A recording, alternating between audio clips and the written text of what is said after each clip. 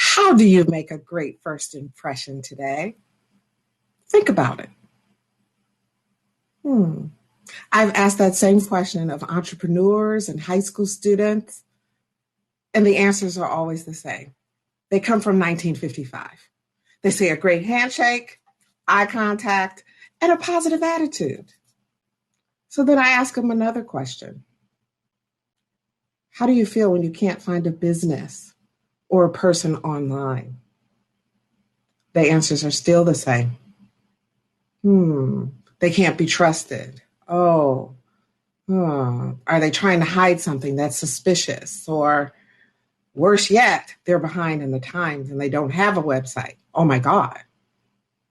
So you don't have a website, you don't have a Facebook, and you want people to know who you are. At the end of the day, they end up feeling lost because you can't get any information before you get to meet them in person, right? And then I say, well, do you have a personal brand? And they say, well, why do I need one? When people think of a brand, they think of a product, not necessarily a person. So this is what I'm here to talk to you about. What do you do when you don't think of yourself as a brand? How do you develop it? A brand is really defined as an asset or a particular product manufactured by a particular company under a particular name. You look it up in the dictionary. But if you look a little deeper, it'll tell you that a brand is a particular identity or image that you consider an asset. That applies to us. So at the end of the day, a brand is actually a promise. It's a trusted reputation. It tells us what we get when we get you. So how do you make a great first impression today? By having an authentic and engaging personal brand online that tells people who you are and what they can expect when they meet you. So a brand precedes you. It's that old adage that let your reputation precede you. Now, when I started thinking about personal branding, I was inspired by a scripture in the Bible. It's Psalm 139. It says, you are fearfully and wonderfully made, a marvelous work of God. And instantly I began to think of personal style. Each of us has gifts, talents, and abilities that are unique to us, that help us navigate the world, that help us deliver, that help us create. And most of us think of fashion when we think of style. But when you look up the word in the dictionary, fashion doesn't really come into play until the fourth or the fifth definition. Before that, it starts talking about a particular manner or technique by which something is done, performed, or created. Again, that's about you. So my favorite way to illustrate style in branding is with the hamburger. So hamburgers are a dime a dozen. Everybody has one. Every restaurant has one. So the only way to distinguish your brand is by the way you style it or by the way you make it. So my first job in high school was at McDonald's. When you think of a franchise, that franchise has to be consistent, whether it's in Brooklyn or in Manhattan, whether it's in Detroit or in California. You come to expect what you plan to expect from that particular brand. If I were to put 4 pictures of burgers, I bet that you'd be able to tell me what brand or company made that burger just by the way it was styled. Think about it. McDonald's, 2 all beef patties, special sauce, lettuce, cheese, pickles, onions on a sesame seed bun. You think about Wendy's. Wendy's has that square patty, right? To remind us that it's fresh and never frozen. It's that round bun, that round bun and that patty sticks out from that bun. But I bet you didn't know that actually represents a corporate value for Wendy's, because Wendy's says they never cut corners. So you can see a brand is all about style. It's not just the logo, the font, the colors, the label. It actually is the way something is consistently made in a particular way. Again, it's about you. So what are these gifts, talents, and abilities that make us so unique and fabulous? You know, I work for Daymond John, so his way is he says you should define yourself in 3 to 5 words. And his words are, I'm on a quest.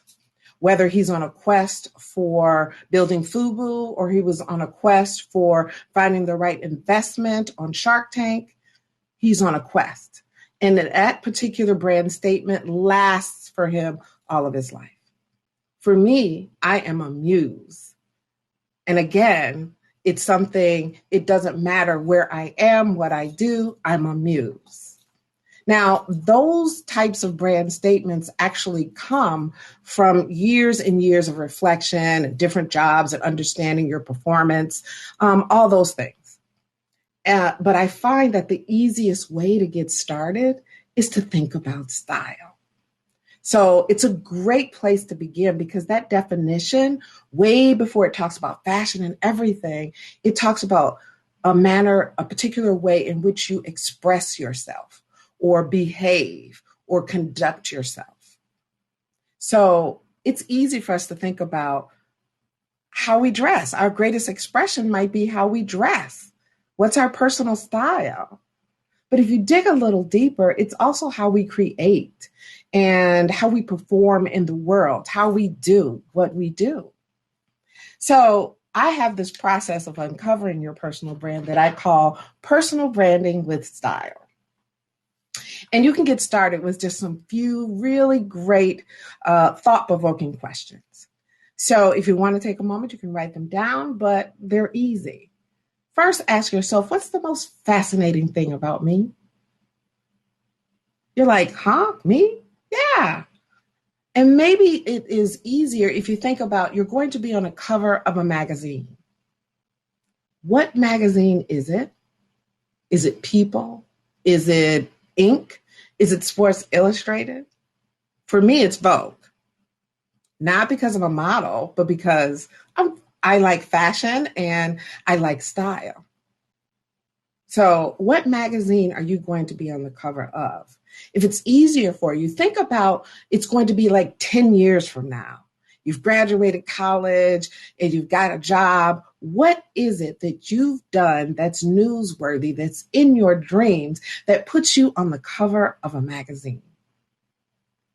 And if for us, it's a way for you to kind of get an insight on what are your dreams for yourself. If you say Sports Illustrated, then maybe you plan on being a professional athlete or sportscaster.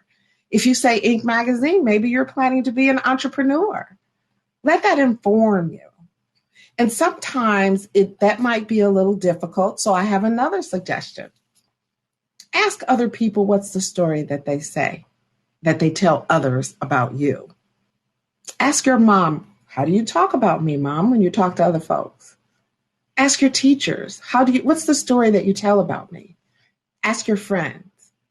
This really opened up my eyes when I moved to New York with that $1,000 in my pocket, one client and a dream, because that client would tell other people that I was like having his very own CMO. That elevated my perspective of myself and what I brought to the table. And so you might want to ask, if you have a part-time job, what am I good at? Explain to me, what do you think I'm good at? What do you see in me? One of our interns at the Shark Group, she said she never fails to have a solution to anything. You could say, oh, I broke my nail. Oh, I read on the such and such that if you use olive oil on your nail, on your cuticles, it won't do so-and-so. She has a solution for everything. And if you think about it, your job description, any job description today will ask, are you a problem solver? I explained that to her, and her perspective of herself and confidence just elevated. See, the thing about asking other people about what they see in you, what's the story that they tell others about you, is because often they're telling you things that you just take for granted because it's just you. Are you the president of your student council? Maybe it's your leadership style and your ability to motivate others. Are you the friend that everybody comes to for creative ideas or style advice? That could give you an insight into what your personal brand is and what you bring to the table. It's so fun because when somebody says something good about you, something great about you, take note of it, write it down, and own it. It is a wonderful tool to get an insight on maybe the career you want to pick or what your strengths are when you have to tell somebody else in an interview. Now, I have one last piece of advice for you, and that is to be particular with your personal brand. Yeah, when I was in high school and I thought I was grown, I was driving, I went to parties by myself, I had a job, that job at McDonald's, and I was thinking about college. I was what I call grownish. And my grandfather would give me a piece of advice all the time. And he would say, you be particular now. And I'd be like, okay. But I eventually began to understand that he meant to be particular about where I stopped for gas, to be particular about who I allowed to be my friend, to be particular about where I stopped to go to the restroom at a public restroom.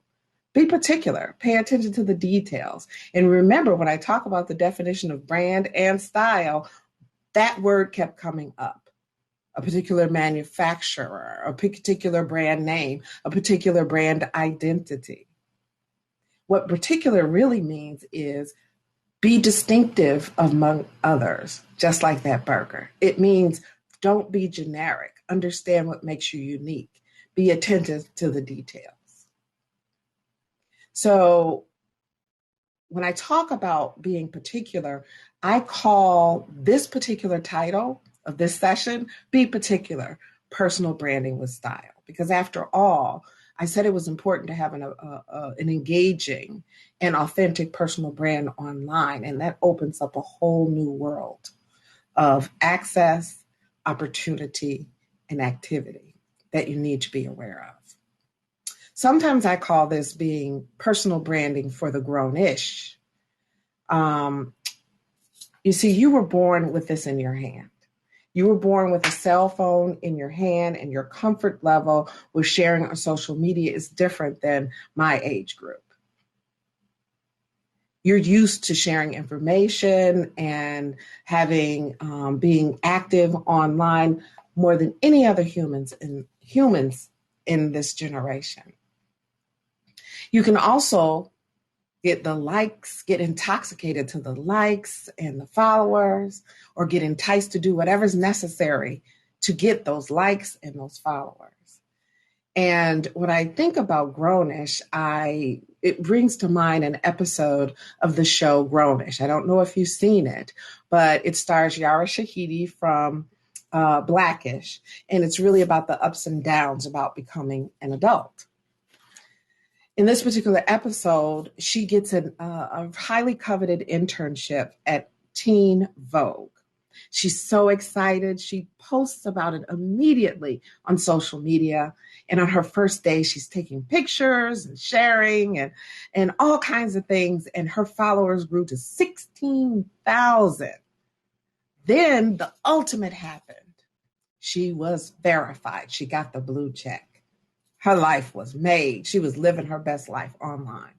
Soon one day, the editor-in-chief came to her and said, I want you to work with me. And she was so excited. She gets to work with the editor-in-chief. It's the coveted position. But then the editor had one piece of advice for her. She said, I'm going to share something with you that somebody shared with me early in my career. She said, your behavior now reflects on this organization. Don't embarrass yourself or this office. So Zoe, she panicked. She panicked and said, I'm just going to go cold turkey on social media. I'm not going to post anything. And I'm just going to put all my energy into work. And she did. It was wonderful. One day she had finished this big project and had gotten all these accolades. And she says, I'm going to take a celebratory selfie.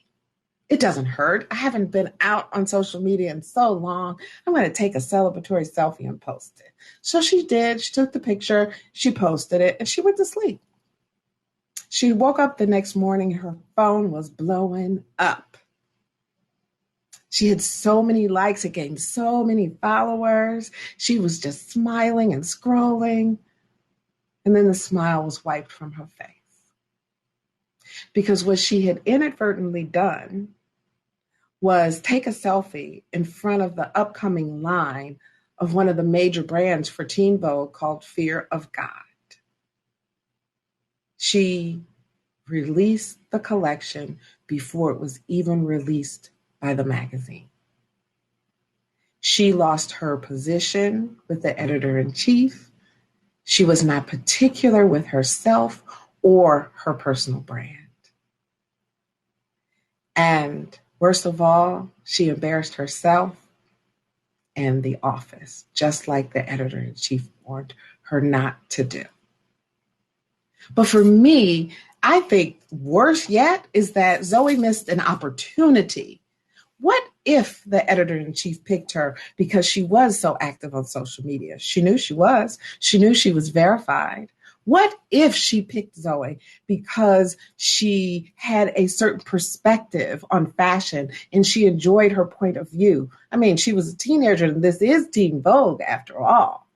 What if Zoe wasn't afraid and didn't panic and seized the opportunity to learn how to be a professional social media manager?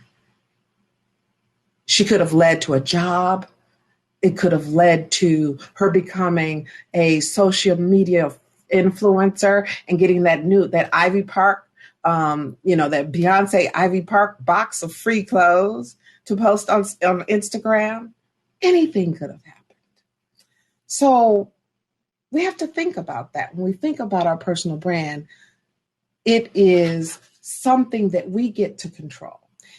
Now, many of you think you have a personal account, a private account. I'm just going to make it private. I can do whatever I want. Nobody will ever know. Well, you have followers. You have followers that can take a screenshot. They can do a screen recording. They can share it. They can tag it. Nothing's ever private on social media. So that piece of advice that I give you about being particular about your social media, it means about your social media, about your personal brand, is because how do we make a great first impression today? We make it with an authentic and engaging personal brand online. Be careful what you post. And why not, at this grownish stage in your life, begin to diversify your content? To post things that are about your career aspirations. Share the things that you're into. Build your personal brand so that people can get to know you before they meet you in person. It's a wonderful opportunity. Everything is remote right now.